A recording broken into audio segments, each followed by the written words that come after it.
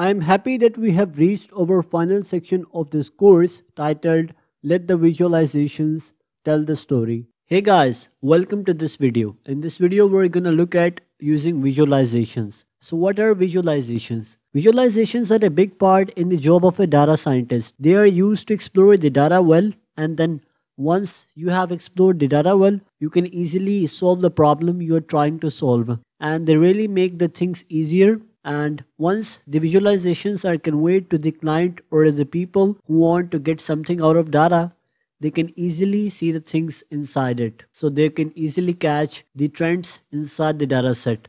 So this is the power of visualizations. There are some basic visualizations rules you need to follow. Choose the appropriate plot type. These plot types include line plot, scatter plot, histograms, box plot, and pie chart. We will be looking in all of these in the coming videos. And then the third rule is you need to label the axis properly after choosing the plot.